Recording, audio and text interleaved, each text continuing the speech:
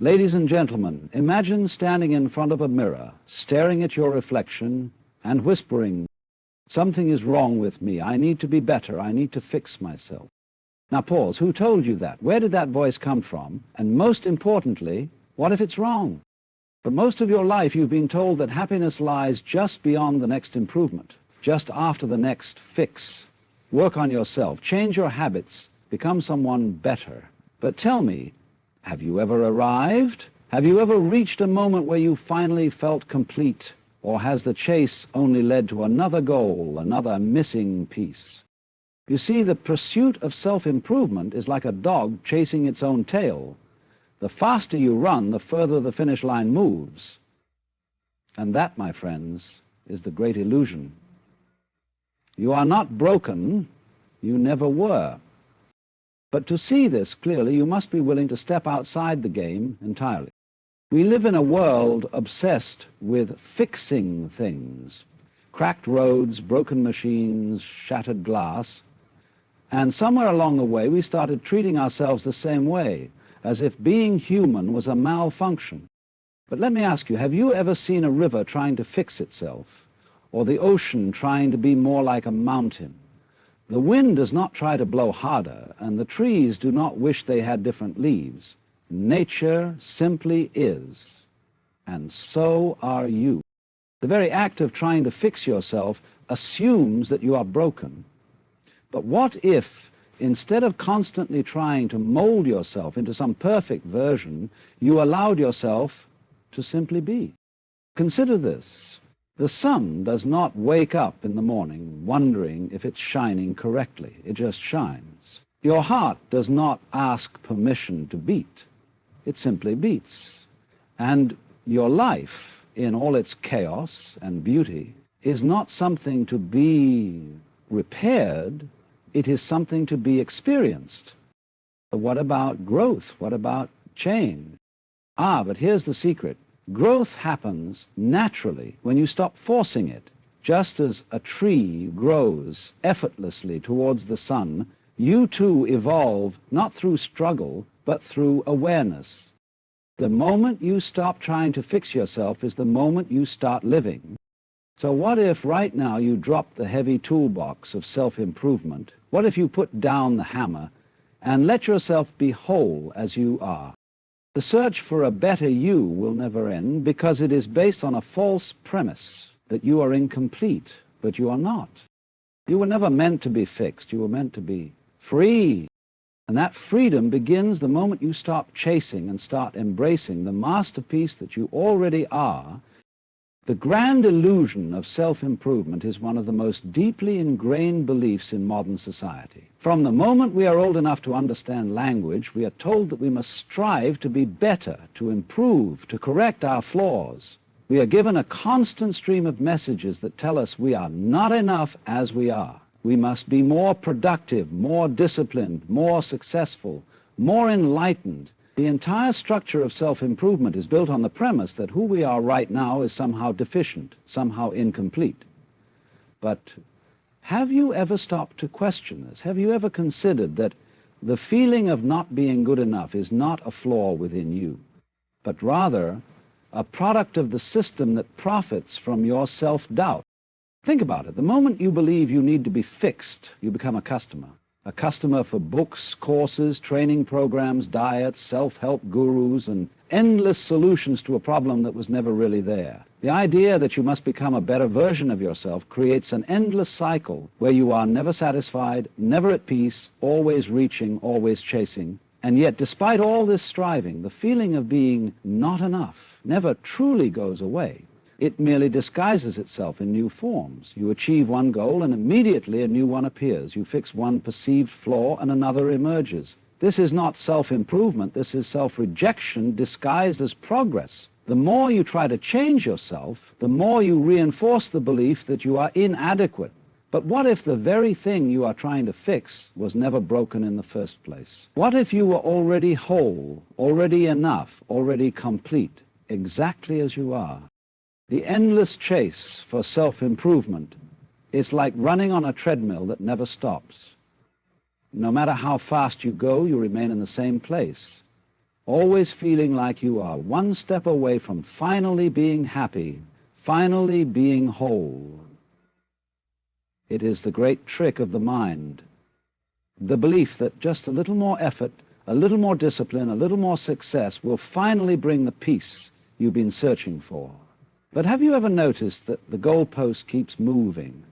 You tell yourself that once you get the perfect body, the right relationship, the dream job, then you will feel complete. But the moment you reach one goal, another appears, and the cycle begins again. You find yourself constantly living for a future that never arrives. This is the tragedy of self-improvement. It convinces you that happiness exists somewhere outside of this moment. It keeps you in a perpetual state of seeking, always believing that the answer is just out of reach. The world feeds this illusion because it thrives on your dissatisfaction. Entire industries profit from your belief that you are not enough, selling you solutions to problems they first made you believe you had. But the truth is, the more you chase after something, the more you reinforce the idea that you don't already have it. The more you strive for happiness, the more you tell yourself you are not happy now, the more you try to fix yourself, the more you confirm the belief that you are broken. And so you remain trapped, running in circles, exhausted yet unable to stop. But what if you stepped off the treadmill? What if you stopped running and simply allowed yourself to be without the constant need to improve? You are not a problem to be solved, yet the world has convinced you otherwise. From the moment you became aware of yourself, society handed you a checklist of flaws, things you needed to change, improve, or fix to become worthy. You learned to measure your value by how much you could refine yourself, how much you could mold yourself into an ideal that was never yours to begin with. But tell me, who decided what better looks like? Who told you that you needed to be fixed in the first place? This belief that you must constantly improve yourself is not a natural truth. It is a conditioned idea, one that keeps you in an endless loop of self-criticism. It convinces you that you are incomplete, that your value is something to be earned rather than something inherent. And so you begin treating yourself like a project, an endless work in progress that is never quite finished. You analyze your flaws. You seek out ways to optimize your existence. You constantly search for the missing piece that will finally make you feel whole. But here's the paradox. The more you try to fix yourself, the more you reinforce the illusion that you are broken. You were never meant to be a perfect equation, neatly balanced and flawlessly solved. You are not a mistake that needs correcting. You are a living, breathing being, full of contradictions, emotions, and complexities that do not need to be controlled or polished. The very idea that you must be better assumes that who you are right now is somehow wrong. But what if nothing was wrong? What if the only thing standing between you and peace was the belief that you must change to deserve it? The beauty of being as you are is something few people ever get to experience because they are too busy trying to be something else. From the moment you wake up, there is a subtle but constant pressure whispering that you should be different, more successful, more disciplined, more confident, more enlightened. But have you ever stopped to question this? Have you ever truly sat with yourself without trying to fix or improve anything and simply allowed yourself to be? The reason so many people feel lost, anxious, or unfulfilled is not because they are broken, but because they are at war with themselves. They believe that who they are in this moment is not enough, and so they spend their lives resisting their own nature. But resistance only creates suffering. The more you fight yourself, the more exhausted you become.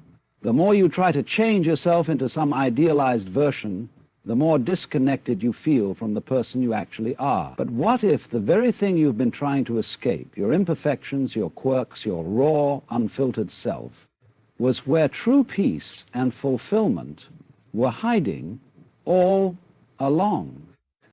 Think of a river. It does not try to straighten its curves. It does not wish to be anything other than what it is, and yet in its effortless flow it is perfect. You, too, are part of that same natural order, yet you have been convinced that you must constantly shape and refine yourself to be worthy. But the moment you stop striving to be something else, the moment you let go of this exhausting need to fix yourself, you will find that you were never lacking in the first place. You were simply too busy searching for something that was already there. The trap of future fulfillment is the greatest trick ever played on the human mind. It keeps you running, always reaching, always believing that happiness, peace, or success is just one step away. You tell yourself, once I get that job, once I lose that weight, once I find the right person, then I will finally be content. But when you get there, the feeling is fleeting. The mind, never satisfied, quickly finds a new condition, a new requirement for your happiness. And so the chase continues. This illusion is so powerful because it feels real. Society conditions you to believe that fulfillment is something you achieve, something external, something to be earned. But have you ever noticed that the happiness you are chasing is always just out of reach? It exists in a future that never actually arrives. Every time you think you are about to grasp it, it slips away, replaced by a new goal, a new desire, a new version of yourself that you now believe you need to become.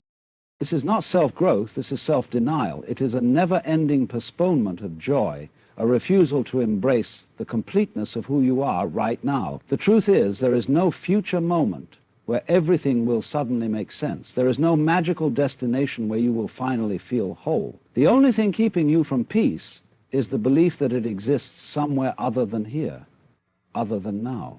But what if nothing was missing? What if the happiness you have been searching for was never in the future, but in the very moment you are in? The moment you stop seeking is the moment you realize you were never lost. The art of letting go is something most people misunderstand. They think it means giving up, becoming passive, or not caring about anything. But true letting go is not about apathy. It is about freedom. It is the release of the exhausting need to control, to force, to fix. It is the realization that life unfolds effortlessly when you stop trying to push it in a direction it was never meant to go. For most of your life, you have been taught that change only happens through effort, that if you do not work hard, discipline yourself, and constantly strive for improvement, you will never become the person you are meant to be. But have you ever noticed that the most meaningful transformations in life do not come from force, but from flow? A tree does not struggle to grow, it simply reaches toward the sun. A river does not force its way to the ocean, it follows the path of least resistance. Nature is not in a state of constant self-improvement, yet it is always evolving, always becoming. Why should you be any different? The more you try to control life, the more resistance you create. The more you hold on to the belief that you must change, the more you reinforce the idea that you are not enough. But what if you surrendered to life instead? What if, instead of fighting against yourself, you trusted that you are already moving in the right direction? Letting go does not mean doing nothing. It means allowing things to unfold without the desperate need to force them. The moment you release the illusion of control is the moment real transformation begins. And ironically, it is only when you stop trying so hard to change that the most profound changes happen, naturally.